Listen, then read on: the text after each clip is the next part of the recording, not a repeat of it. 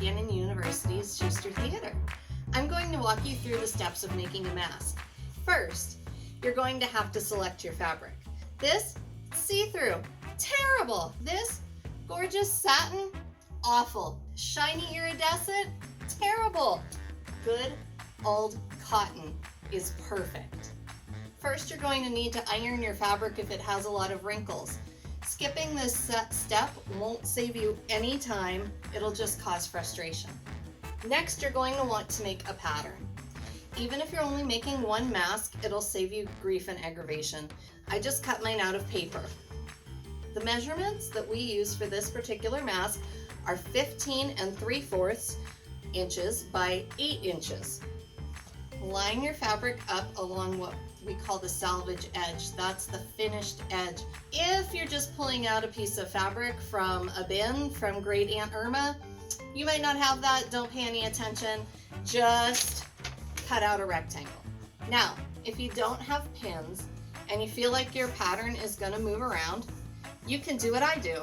Sometimes I'm real lazy and I don't want a pin. Done. Or if you do want a pin, I like to pin the corners.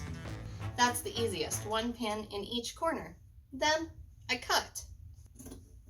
You guys know how to use scissors, right? Okay, fabric scissors are just the same. Next. So here we go. We've got our rectangle cut out. Now we're going to iron. This pattern calls for about 1/4 inch seam allowance. So I have one prepared for you. Can you see how I folded over the edge? Just fold it over a little bit. Give it a measure.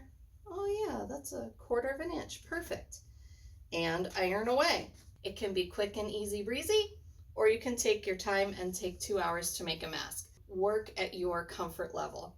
The next step is to fold it in half. This next piece is optional.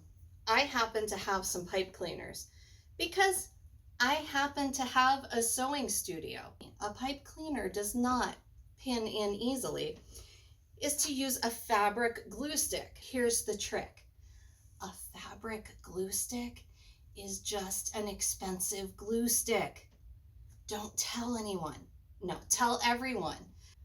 There you go. You only need half of a pipe cleaner. I'm gonna just run a nice thick strip of glue right there and then just leave it. Then it will look like this. I'll use a zigzag stitch on my sewing machine and keep it in place.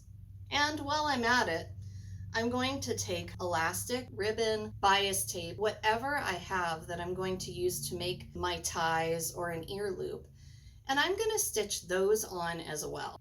Because this mask is made to allow for double layer or to allow you to slip a coffee filter in for extra protection, I'm attaching them at 4 points on 1/2 of the mask. Take an elastic. I recommend an 8-inch piece because you want a little bit of overlap. So go ahead and stitch this. And when you're stitching, you always go back first, stitch, and then go back again. That locks the stitch in place. You'll stitch here, here, here, and here. You also have to decide, am I putting a filter in this? Stitch along this side, finishing off the top edge of your mask. And the mask will rest like this against your face with your pipe cleaner towards the outside and the part you just stitched across the inside. Finally, your job is to make your pleats. The pleats are just fancy words for folds, and they don't have to be pretty to be functional. The purpose of the pleats are to snug the mask against the side of your face. I like to do one side first and then match the other side. And to do that, I just fold. I just make a little fold. They're about 1/4 inch. I do a top one first, I do a bottom one, and I want my folds facing down. That way things are less likely to get stuck in them. But I make those 3 folds and I put a pin in. You're going to stitch on your sewing machine from the top to the bottom. If you decide at the last minute that you don't want a filter, it's very easy to just stitch across the top and you're done. You've got a beautiful mask. This one was my prototype where I made all my mistakes, but it still works. If happen to be interested in learning much more about sewing, the Gannon Theater Department offers a